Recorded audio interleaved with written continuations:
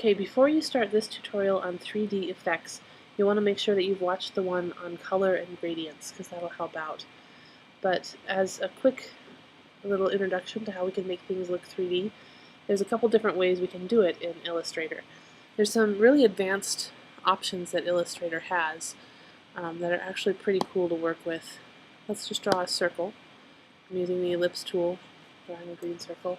And these are all under Effect and then 3D.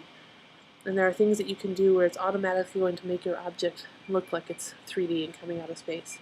Extrude and bevel is going to make my object look like it's been pulled out, like in this case like a cylinder. I'll go to Preview, and you can see it makes it look like a 3D beveled, and I can tweak the settings on this, what the angle looks like. It has all kinds of different settings here of off-axis.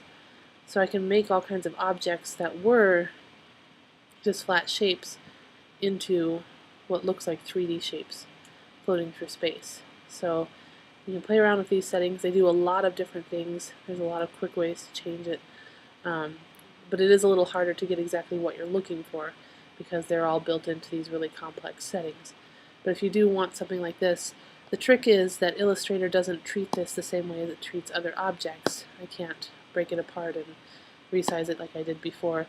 It's kind of its own special thing. So it might be a little easier if you want to have a little bit more control. Let's draw another ellipse. I can either draw it this way, or if I hold down Shift, excuse me, if I hold down Shift while I'm drawing it, it will be a perfect circle.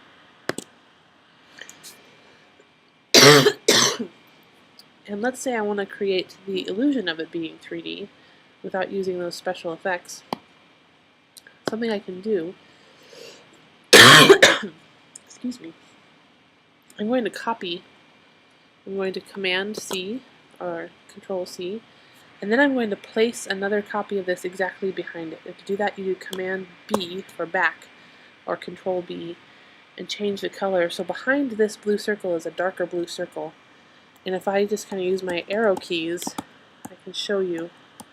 So it already looks, I've created the effect a little bit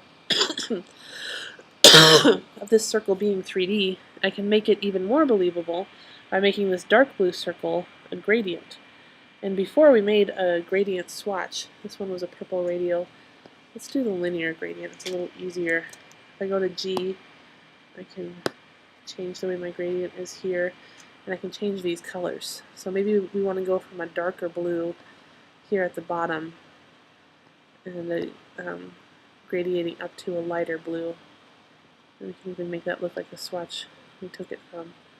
And this is something, you can tweak where this gradient starts and stops to give it a little bit more believability. Make it shorter to make the colors change more quickly.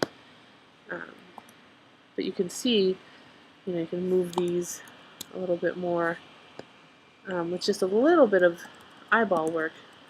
I can make something that looks 3D on my own without using the 3D tool. And this can be helpful because maybe on top here I had a pie chart and then I want it to stand out using this gradient underneath. So that's something you can play around with. I think you are required just to have one 3D looking object as part of the rubric, so you can choose which effect